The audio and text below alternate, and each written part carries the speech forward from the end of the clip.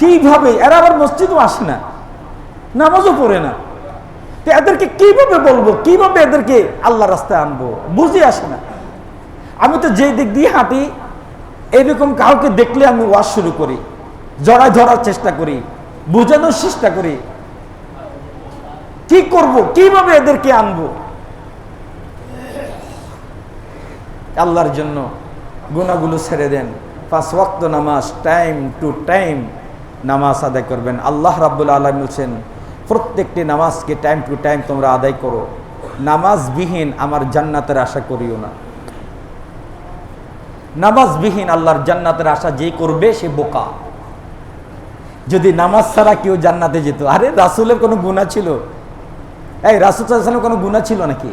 আরে আল্লাহর নবী এক ওয়াক্ত জীবনে এক ওয়াক্ত নামাজ ছাড়ছেন, এবং কি তাহাজ্জুদ নামাজ ছাড়ছেন।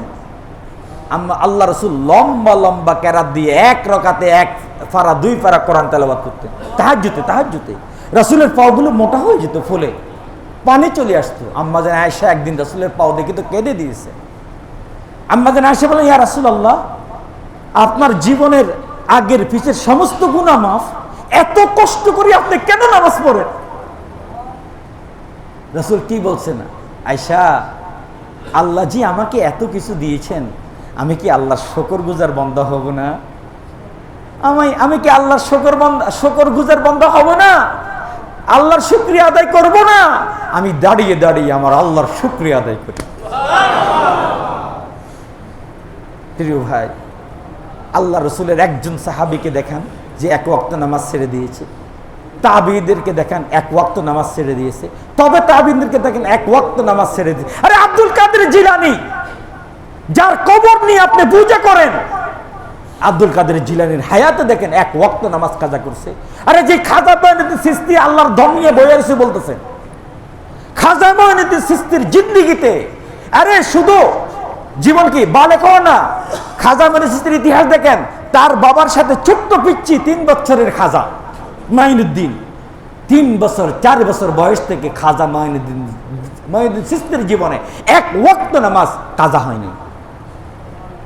ইতিহাস দেখেন। যে খাজার পূজা করো, যে খাজার দরবারে নাকি কেউ খালি ফিরে না, বলো সেই খাজার জীবনে 1 ওয়াক্ত নামাজ ছাড়েন নাই।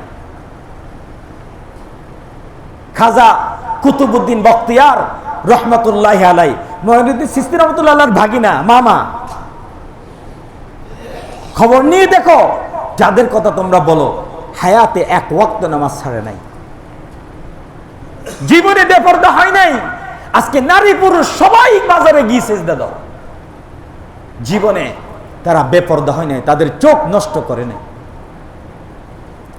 প্রিয় হাজিরিন, আপনারা যারা এখানে আছেন, আপনাদের সাথে অনেকের সাথে আমার পরিচয়। আপনাদেরকে হাত জোড় করে বলি, আপনাদের বিবিকে পর্দা করাবেন। ভাই, আল্লাহর জান্নাতে যদি যেতে চান, বউটাকে পর্দা করান। বিবিরে পর্দা না করাইয়া আপনি জান্নাতে যাবেন কেমনে ভাবলেন?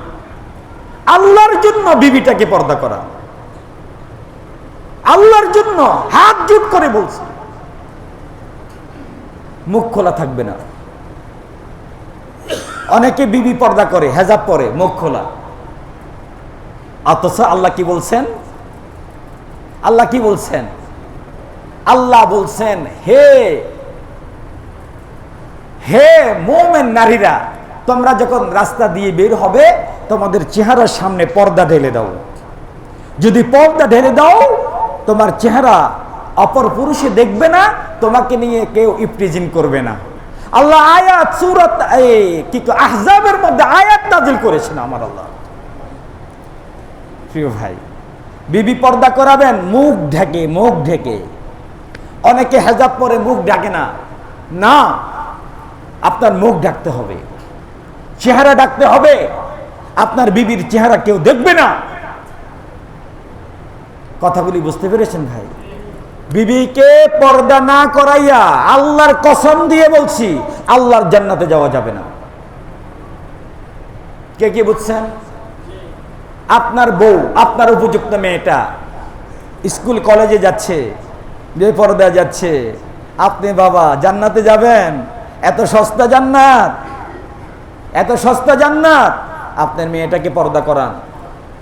যদি কোনো কলেজে, স্কুলে, ইউনিভার্সিটিতে পর্দা করতে না দেয়, সেই কলেজে রাখবেন না মেয়েটাকে।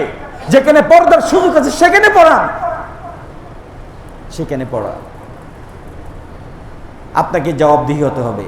মেয়ের জন্য আপনাকে জবাব দিতে হবে, আপনার বিবির জন্য আপনাকে জবাব দিতে হবে। সন্তান বালেগ হয়ে গেছে, এখন সে পর্দা করে না। আপনি আগে ছোটকাল থেকে তাকে প্রশিক্ষণ দিয়েছেন পর্দা করার, তারপরে সে শুনে না, এই জন্য আপনাকে আল্লাহ ধরবে না। কিন্তু মেয়েকে বিবাহ দেওয়ার আগ পর্যন্ত, স্বামীর হাতে সবর্দ করার আগ পর্যন্ত এই মেয়ে যদি কোনো গুনাহ করে, আপনি দোষী হবেন, আপনি দোষী হবেন, আল্লাহর জাহান্নামে যেতে হবে। এই জন্য আপনাদের কাছে করজোড়ে অনুরোধ, বিবিদেরকে পর্দা করাবেন। সবাইকে বলছি, আবার বলছি, বিবিদেরকে পর্দা না করাইলে আল্লাহর জান্নাতে সুগ্রাণ পাবেন না। আল্লাহ আমাদেরকে বুঝদান করুন। আল্লাহ, এই শব্দটা কিন্তু আমি জানি অনেক কঠিন, অনেকের জন্য অনেক ভারী। এটা আমি জানি, উকিল সাহেব, এটা আমি জানি এই শব্দটা অনেক ভারী, আপনার জন্য এটা অনেক কষ্ট হবে, এটা আমি জানি। কিন্তু ভাই, যতই কষ্ট হোক, দুনিয়ার কষ্ট আর জাহান্নামের কষ্টের মধ্যে পার্থক্য নেই কি ভাই? দুনিয়ার কষ্ট বরণ করে নিতে পারবেন, জাহান্নামের একটা সেকেন্ডের কষ্ট বরণ করতে পারবেন না। এই জন্য জাহান্নামকে ভয় করেন, দুনিয়ার কষ্ট বরণ করে নেন। যতই বাধা আসুক, বিবিটাকে পর্দা করান, মেয়েটাকে পর্দা করান। আল্লাহ সুবহানাহু ওয়া তাআলা আমাদেরকে কথাগুলো বুঝে আমল করার তৌফিক দান করুন। ওয়া আখির